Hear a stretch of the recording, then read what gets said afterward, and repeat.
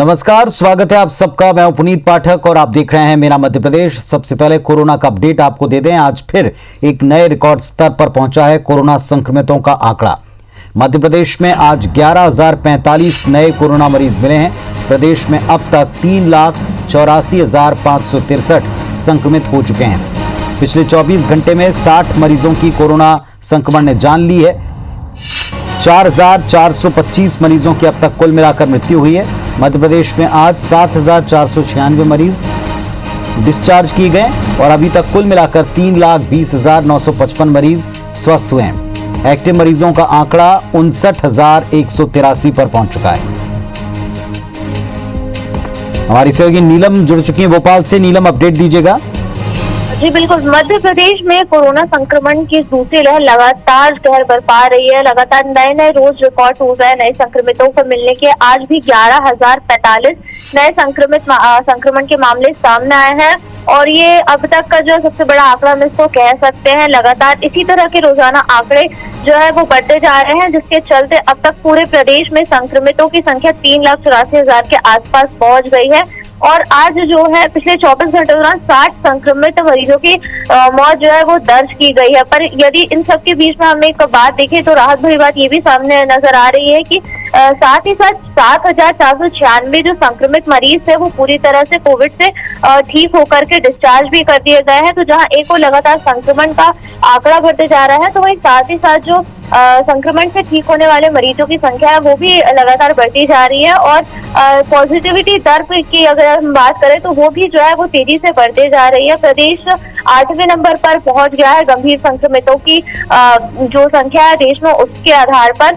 तो वहीं जहां एक और संक्रमण के आंकड़े लगातार बढ़ते जा रहे हैं, राज्य सरकार भी ये कोशिश करने में जुटी हुई है कि बिस्तरों की संख्या, ऑक्सीजन सप्लाई, वेंटिलेटर इनको बढ़ाया जाए और जो भी होम आइसोलेशन में मरीज इलाज ले रहे हैं उन पर लगातार निगरानी रखी जा रही है, ताकि कोई भी गंभीर स्थिति जो है वो ना बन पाए। जो मरीज होम आइसोलेशन में और जो गंभीर मरीज अस्पतालों में भी इलाज पा रहे हैं उन पर लगातार जो है निगरानी रख के उन्हें रेमडेसिविर इंजेक्शन, ऑक्सीजन, ये सब की व्यवस्था जो है सरकार करवाने में जुटी हुई है। जी शुक्रिया आपका इस अपडेट के लिए। तो मध्य प्रदेश में पिछले 24 घंटे के दौरान 60 लोगों की मृत्यु दर्ज की गई है और अच्छी बात यह कि अच्छे होने वाले, ठीक होने वाले मरीजों की तादाद भी आज 7,000 के पार दिखाई दी है। लेकिन कोरोना संक्रमितों का आंकड़ा आज फिर बढ़ा है। 11,000 से ज्यादा कोरोना संक्रमित मिले हैं और लगातार मृत्यु का आंकड़ा भी बढ़ रहा है, जिसको लेकर प्रदेश में अभी भी चिंता बरकरार है।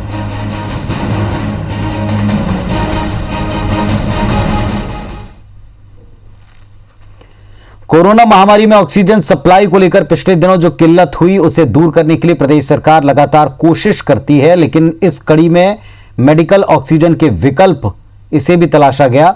ऑक्सीजन कॉन्सेंट्रेटर मशीन अस्पतालों में उपलब्ध की जा रही हैं। मशीन की खासियत यह कि वातावरण से ऑक्सीजन को लेकर मेडिकल ऑक्सीजन में तब्दील करेगी, मरीज तक पहुंचाएगी। तकरीबन 2,000 मशीनें पहली खेप के तौर पर जल्द आएंगी। अभी भोपाल में 150 मशीनों की सौगात मिली है, जिसे यहां की सरकारी मेडिकल संस्थाओं में कोविड ब्लॉक्स में रखा जा रहा है। चिकित्सा शिक्षा मंत्री विश्वास सारंग का कहना है कि इस मशीन के जरिए 15 से 20% मेडिकल ऑक्सीजन की जरूरत को कम किया जा सकता है।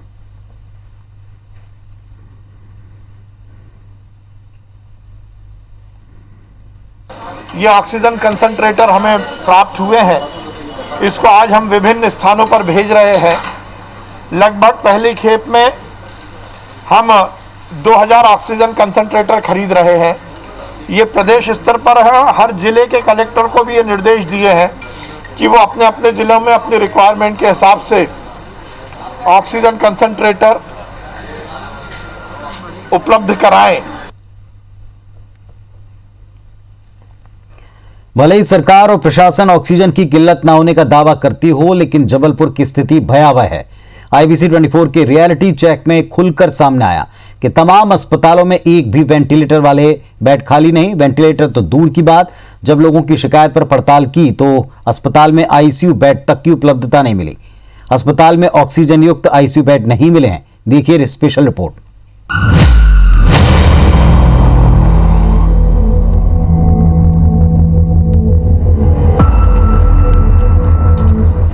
चारों तरफ जलती चिताएं और अंतिम संस्कार के इंतजार में पड़े शव खौफ पैदा करते हैं।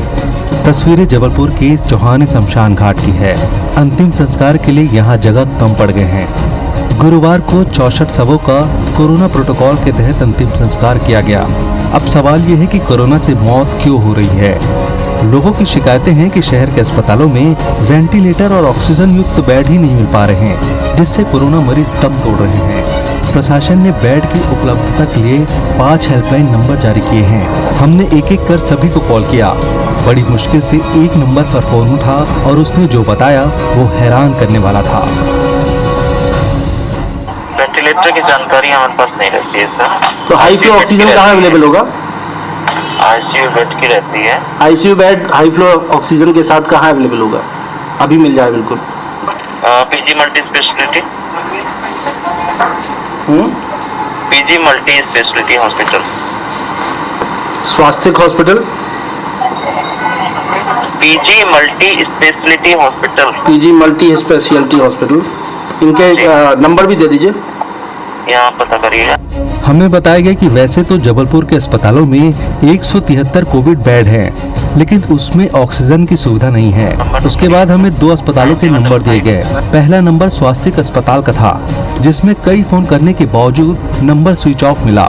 The number you're calling is currently switched off. और दूसरा number PG multi specialist hospital का था। यहाँ फोन तो उठा, लेकिन हमें बताया गया कि ना तो वेंटिलेटर है और ना ही आईसीयू का कोई बेड खाली है। पीजी मल्टी स्पेशलिटी हॉस्पिटल से बोल रहे हैं। वेंटिलेटर अवेलेबल होगा वहाँ पर? नहीं सर, नहीं। तो high flow oxygen ICU bed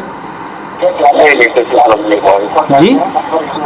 नहीं उपलब्ध हो पाएगा। आईसीयू बेड नहीं सर, खाली नहीं है। सरकार प्रदेश में ऑक्सीजन की कमी न होने का दावा कर रही है, तो जबलपुर की ये हकीकत व्यवस्था को आईना दिखा रही है। नहीं सर, नहीं। ऐसे में इस पर सियासत भी जमकर हो रही है। पूर्व वित्त मंत्री तरुण भनोट ने कहा कि बेहद खराब हालात हैं, लेकिन सरकार जरा भी गंभीर नहीं है। उन्होंने चेतावनी दी कि अगर ऑक्सीजन सप्लाई दुरुस्त नहीं हुई तो दूसरे जिलों की सप्लाई रोक देंगे। और जब हम उनसे पूछते हैं कि लोगों को आप एडमिट क्यों नहीं कर रहे हैं, आपके पास क्षमता है तो भी क्यों नहीं कर रहे हैं, तो उनका ये कहना है कि हमारे पास ऑक्सीजन उपलब्ध नहीं है। अगर हम ऑक्सीजन नहीं दे पाएंगे, मरीज नहीं बचेगा, तो हम उसको भर्ती करके कैसे इलाज करेंगे। प्रशासन से हम लोग लगातार पूरी तरह से सहयोग करते रहे। हमने हमेशा ये प्रयास किया कि इसको राजनीतिक रूप से ना देखा जाए। ये महामारी का समय है, परंतु मुझे ऐसा लगता है कि अब समय आ गया है कि हम सबको एक आक्रामक रूप अपनाना पड़ेगा। दूसरी तरफ कलेक्टर कर्मवीर शर्मा का कहना है कि कोरोना संक्रमण इतनी तेजी से फैल रहा है कि प्रशासन की 3 गुनी तैयारी भी कम पड़ गई। कलेक्टर अब ऑक्सीजन के वैकल्पिक इंतजाम करने की बात कह रहे हैं। होगा। बाकी कई सारे प्राइवेट हॉस्पिटल को भी हमने आह्वान किया था कि वो अपनी एएसयूज मतलब एयर सेपरेशन यूनिट छोटी छोटी होती है 50-100 सिलेंडर वाली, वो लगाए। तो उन्होंने भी अपने स्तर पे लगाए हैं पहले, अभी और कुछ 2-3 कर रहे हैं ताकि वो सेल्फ डिपेंडेंट हो जाए। हमारा आपके माध्यम से उनको फिर आह्वान रहेगा कि वो और ज़्यादा एयर सेपरेशन यूनिट्स पर फोकस करें। वाकई में हालात बेकाबू हो रहे हैं। पूरे महाकौशल अंचल का भी कमोबेश यही हाल है। हालात इसलिए भी गंभीर हैं क्योंकि पड़ोसी जिलों के तमाम गंभीर मरीज जबलपुर का रुख कर रहे हैं। ऐसे में यहाँ के स्वास्थ्य हालात भयावह है। आने वाले दिनों में क्या होगा, इसका अंदाजा लगाया जा सकता है। विजेंद्र पांडे, IBC 24, जबलपुर। मध्य प्रदेश के पूर्व वित्त मंत्री और जबलपुर पश्चिम सीट से कांग्रेस विधायक तरुण भनोट ने जबलपुर में कोरोना मरीजों के इलाज में अव्यवस्थाओं पर बड़े सवाल उठाए। अस्पताल में आईसीयू बेड न मिलने की IBC 24 की रियलिटी चेक की खबर को उन्होंने पूरी तरह सही बताया। तरुण भनोट से खास बातचीत की हमारे संवाददाता विजेंद्र पांडे ने। हाँ, तो तय था चिरागा हर एक घर के लिए, कहाँ चिराग मैसर नहीं शहर के लिए। कोरोना की पहली लहर के बाद सरकार के पास, प्रशासन के पास ये मौका था कि व्यवस्थाएं दुरुस्त की जाती हैं। दावा भी लगातार किया जा रहा है कि व्यवस्थाएं दुरुस्त की जा रही हैं, लेकिन रियलिटी चेक कुछ और बताता है, ग्राउंड रियलिटी कुछ और बताती है। इस वक्त तरुण भनोट हमारे साथ हैं, जबलपुर पश्चिम से कांग्रेस के विधायक भी हैं, पूर्व वित्त मंत्री भी हैं। मध्य प्रदेश के हालातों को बहुत लंबे समय तक आप लोग संभालते आ रहे थे। फिलहाल सत्ता में नहीं है, विपक्ष में नहीं है। जबलपुर की अगर बात की जाए, जो स्थितियां हैं उसके मद्देनजर क्या कहेंगे मुख्यमंत्री से आप? देखिए बहुत बुरी हालात है और एक जनप्रतिनिधि होने के नाते मैं तो इसको बहुत करीब से देख रहा हूँ। हर एक सेकंड के अंदर में फ़ोन बजता है, किसी न किसी पीड़ित परिवार के व्यक्ति का फ़ोन होता है और वो सिर्फ तड़प कर यही कहते हैं कि हमें अस्पताल में इलाज मिल जाए।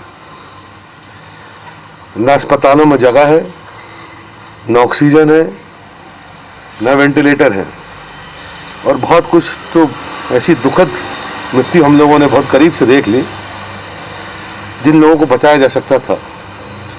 अगर उनको ऑक्सीजन लेवल कम था, उनको ऑक्सीजन मिलती अस्पताल में, वो रिकवर होते और उसके बाद उनका इलाज हो जाता था, वो 2 दिन में ठीक हो सकते थे। इन हालातों के लिए क्या आप कहाँ कमी पाते हैं, किस तरह से ये हालात बनते चले गए? ये हालात आज से नहीं बने, सबको पता था पेंडेमिक है, महामारी है, बार बार इसकी लहर आएगी, सेकेंड वेव है, कई देशों में तो तीसरी वेव आ गई। हमने 1 साल में तैयारी क्यों नहीं किया, जनता ये पूछ रही है। हम अस्पताल के बिस्तर क्यों नहीं बढ़ा पाए, हम रेमडेसिविर जैसी इंजेक्शनों का स्टॉक क्यों नहीं कर पाए, हम ऑक्सीजन की क्षमता क्यों नहीं बढ़ा पाए। अब इन हालातों में क्या आपको लगता है कि केंद्र सरकार को मध्य प्रदेश के मामले में दखल देना चाहिए और खासतौर पर सेना की मदद जो है जबलपुर में ली जा रही है? देखिए, केंद्र सरकार को चुनाव लड़ने से फुर्सत तो मिले। केंद्र सरकार तो जब से 7 साल से बनी है सिर्फ चुनाव लड़ने में व्यस्त है। जहां जहां चुनाव वहां कोरोना नहीं है, वहां पेंडेमिक नहीं है, वहां आपदा महामारी नहीं है, बंगाल में नहीं है। और मैं जिला प्रशासन को ये अंतिम चेतावनी आज आपके माध्यम से दे रहा हूं, अगर कल तक ऑक्सीजन सप्लाई सही ढंग से चालू नहीं की गई जबलपुर के सरकारी व प्राइवेट अस्पतालों की, तो उसके बाद जो स्थिति बनेगी उसके लिए जिला प्रशासन जिम्मेदार होगा और कोई नहीं। बहुत बहुत शुक्रिया। आपने बात की तरुण भनोट से, पूर्व वित्त मंत्री जबलपुर से कांग्रेस के विधायक हैं। चेतावनी 2 टूक जिला प्रशासन को दे रहे हैं कि हालातों को सुधारा जाए, अन्यथा कांग्रेस जो है वो फ्रंट फुट पर नजर आएगी और जनता के लिए तमाम तरह के विरोध का तरीका भी कांग्रेस अख्तियार कर सकती है। कैमरामैन सतीश सराटे के साथ विजेंद्र पांडे, IBC 24 जबलपुर। कोरोना मरीजों के इलाज में जारी अव्यवस्थाओं पर अपनी सरकार को लगातार घेरते आए सीनियर विधायक अजय बिश्नोई ने अब मुख्यमंत्री शिवराज और भाजपा प्रदेश अध्यक्ष VD शर्मा को एक खुला पत्र लिखा है। पूर्व स्वास्थ्य मंत्री और जबलपुर से भाजपा विधायक अजय बिश्नोई ने इस खुले पत्र में मौजूदा हालात को आपातकाल के जैसा बताया। बिश्नोई ने अपने पत्र में लिखा कि जबलपुर के हर अस्पताल में बेड को लेकर मारामारी है, अस्पताल में ऑक्सीजन की भारी किल्लत है। बिश्नोई ने लिखा कि सीएम जबलपुर के सुख सागर मेडिकल अस्पताल को जल्द से जल्द अधिग्रहित करे और इसे सरकारी व्यवस्था में ले ले। 350 बेड्स की ही इससे व्यवस्था हो पाएगी। अजय बिश्नोई ने मुख्यमंत्री को सलाह दी है कि मौजूदा हालात में सेना की मदद ली जाए। बिश्नोई ने लिखा कि जबलपुर में सेना के पास बड़ी तादाद में पैरामेडिकल स्टाफ और संसाधन हैं जो जबलपुर में गंभीर होती इस आपदा में काम आ सकते हैं। सेना की मदद लेने के अलावा बिश्नोई ने जबलपुर के शासकीय कॉलेजेस में हॉस्टल्स में अस्पताल बनाने और यहां ऑक्सीजन कॉन्सेंट्रेटर उपलब्ध करवाने की सलाह भी दी है।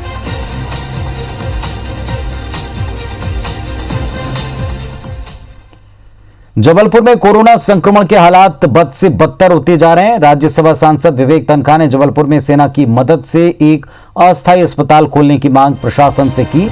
इसके लिए अपनी सांसद निधि से 1 करोड़ रुपए देने का ऐलान भी किया। तनखा ने कहा कि वो चैरिटी के जरिए ज्यादा से ज्यादा राशि जुटाने के लिए तैयार हैं, लेकिन जरूरत है कि सरकार सेना की मदद लेकर 2-3 दिन में ही जबलपुर में अस्थायी अस्पताल बनाए। विवेक तनखा ने जबलपुर के अस्पताल में ऑक्सीजन, रेमडेसिविर इंजेक्शन और ICU बेड्स न मिलने पर चिंता जताई। तनखा ने मौजूदा हालात पर अपना दर्द जताते हुए अपनी सलाह को जल्द से जल्द अमल में लाने की मांग की।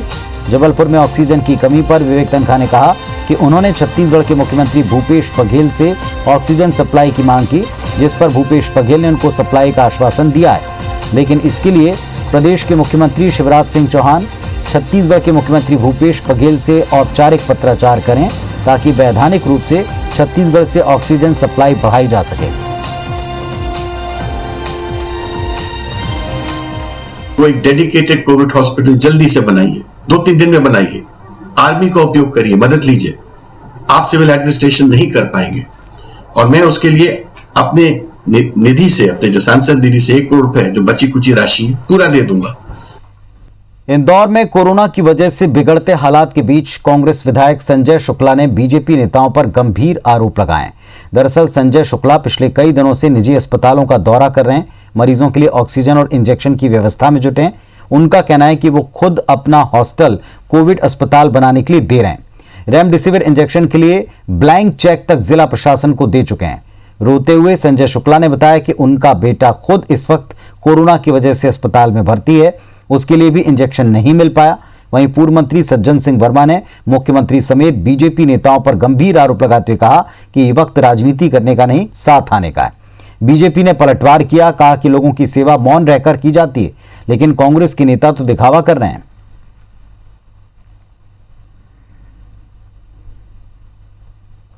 आप बोले क्योंकि इंदौर की हालत में देख देख के मैं थक चुका हूँ, मेरे हालत हो गई, बेचारे लोग बाहर मर रहे हैं, परंतु कोई बोलने को तैयार नहीं। इंदौर से जनता, मैं आप लोगों से निवेदन करता हूँ हाथ जोड़ के कि आप तो गरीब जनता की चिंता वाले, हम लोग थक चुके हैं, हम कितनी मेहनत करेंगे, हमारा कोई सुनने को तैयार नहीं है। मैं इतना कर सकता हूँ, अकेला हमारे जीतू बड़वाल में तो कितना काम करते हैं, परंतु भारतीय जनता पार्टी के लोग एक भी आगे नहीं आ रहे, वो काम करने को तैयार नहीं है। मैं अकेला कितना करूँ, मैं हालत खराब हो चुकी है मेरी। भाई शिवराज सिंह जी चौहान और नरेंद्र मोदी जी को ये बताना चाहूंगा कि संजय शुक्ला के आंसू जो इस मंच पे निकले हैं, ये आंसू घड़ियाली आंसू नहीं थे। इस व्यक्ति ने और हमने कोरोना के संक्रमण काल में लोगों को टप टप मरते हुए देखा है।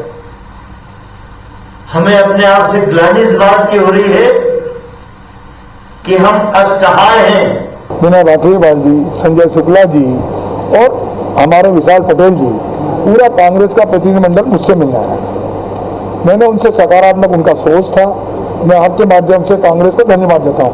उन्होंने मुझसे आश्वस्त किया था कि संकट में ना तेरा ना मेरा, ना सत्ता ना विपक्ष, ये संकट हम सबको मिलकर करना चाहिए, सहयोग की बात की। मध्य प्रदेश बीजेपी अध्यक्ष और खजुराहो सांसद बीडी शर्मा ने कोरोना को लेकर एक बैठक ली, जिसमें प्रशासनिक अधिकारियों के साथ स्वास्थ्य विभाग के अधिकारी मौजूद रहे।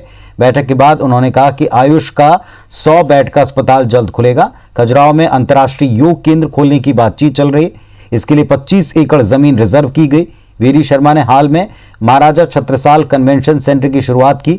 साथ ही खजुराहो में महाराजा छत्रसाल और सरदार पटेल की एक विशाल स्टैच्यू भी स्थापित की जाएगी।